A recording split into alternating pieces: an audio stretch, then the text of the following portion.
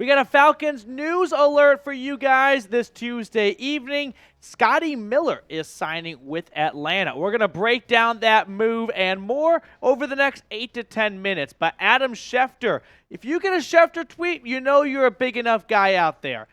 Bucs free agent wide receiver Scotty Miller is staying in the NFC South, reaching agreement on a one-year deal with the Atlanta Falcons. We have spoken at length on this channel of how, no offense to Mack Hollins or Frank Darby, but that's really not cutting it for wide receiver 2 and 3. Scotty Miller, I don't think is a player you sign and go, the room is complete, but it's definitely going to bring in some nice training camp competition. It's another lower level wide receiver.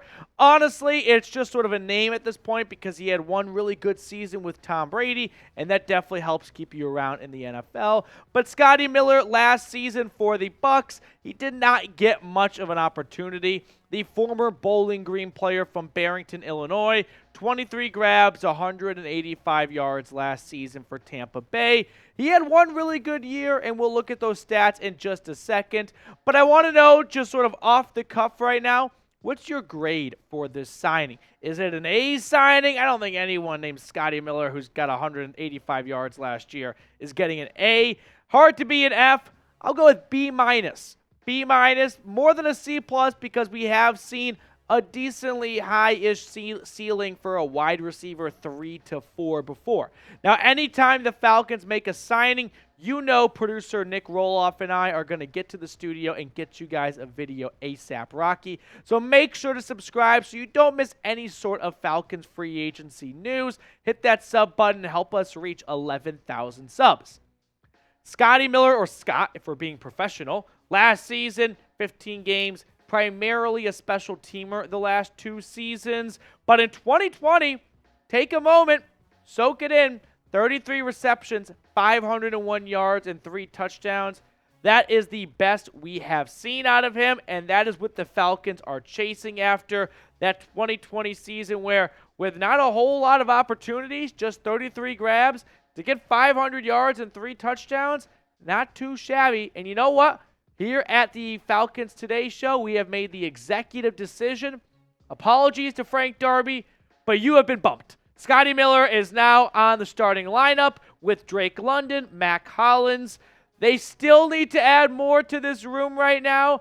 Miller and Hollins, I think, are solid. They are guys. They are notable names, but they're not game changers, right? I feel like Atlanta must add another legit wide receiver early in the draft, right? If they don't go quarterback in round 1, go pass rusher, and then early round 2, get a Jalen Hyatt, get a Josh Downs, right? Get one of those 2 speedy wide receivers to complement big body London, and I think that's a good starting point. Is it a perfect room? No, but you don't have it. You don't need to have to be a perfect wide receiver room after just one off season, but I'd still like them to make some moves in that spot here. So let me know what you think. Should the Falcons, or will the Falcons instead, draft a wide receiver? Type D for draft or P for pass. I think they absolutely will. It's just a question of when, how often, and how early, right? They might go out and draft 2 wide receivers, look to add 6 to the roster, and have a battle between Mack Hollins, Scotty Miller, Frank Darby, 2 rookies, and someone else they pick up in free agency, and that plus London is your wide receiver room. So let me know in the comment section below. Now, if you're wondering why you know Scotty Miller, but you just can't quite remember where it's from exactly, he's the postseason hero for the Bucs back in 2020. He scored that big touchdown right before the half in the NFC Championship game against Green Bay to, I think even bring him within a touchdown or give him the lead. Regardless, 9 grabs, extend their lead. 126 yards and 1 touchdown. So he's had some postseason magic to him. He's played in some big games for sure. So maybe he can bring that experience to Atlanta and help bring Desmond Ridder along, right? He's a speedster, no doubt about it, can help stretch the field, and that's great to see because you don't have necessarily top-end burner speed with Mack Hollins or Drake London, but with Scotty Miller, you definitely do. So, to recap some other free agent signings the Falcons have made so far, Fontenot has been busy this March. Jesse Bates, David Onyemata, Caden Ellis, Caleb McGarry, some of the bigger names. Taylor Heineke is the backup. Mack Hollins, Mike Hughes, Tay Davis, Lorenzo Carter got it all started. Cornell Armstrong, the punter Bradley Pinion, and fullback Keith Smith. And now you can add Scotty Miller to this list. What is Scotty Miller going to do on this team? One, he's got to make the team. I don't think we can automatically assume he's a 53-man roster lock.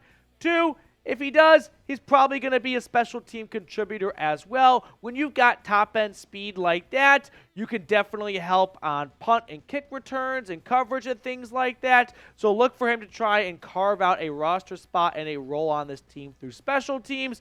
But with how thin they are at wide receiver, he might get more looks and some more runs at the wide receiver position than he would on other teams that are pretty set between wide receiver 1 and 3. Because right now, outside of Drake London, I don't think anyone's a guarantee for wide receiver 2 or 3. It's going to be a training camp battle. So, Scotty, the floor is yours, along with Mack Hollins and whoever else they draft. It's an opportunity to really take advantage of a thin wide receiver room, and you can make a name for yourself in Atlanta. With that all being said, we talked about this on today's first episode, which went out a few hours ago, about potentially trading for DeAndre Hopkins. Listen, signing Scotty Miller is not going to get in the way of trading for DeAndre Hopkins if that's what they really want to do. So don't think that, oh, they signed Scotty Miller. They're all good at wide receiver right now. No, they want D-Hop. Scotty freaking Miller's not getting in the way of that. Now, D-Hop, in case you don't remember, his stats over the last 4 seasons, I don't think I really need to expand on what kind of player DeAndre Hopkins is. We all know who D-Hop is, right? He is one of the best wide receivers in football when healthy. We just haven't seen a full season out of him the last 2 years. So he's not approaching the Michael Thomas territory because he's even been way better than Michael Thomas when he's been on and off the field. But he's definitely not in that top 10 conversation with only 19 games over the last 2 seasons, 34 possible. So what is going on with the Cardinals, right? It seems like Arizona is being relatively stiff on their asking price. They wanted a second and then some more.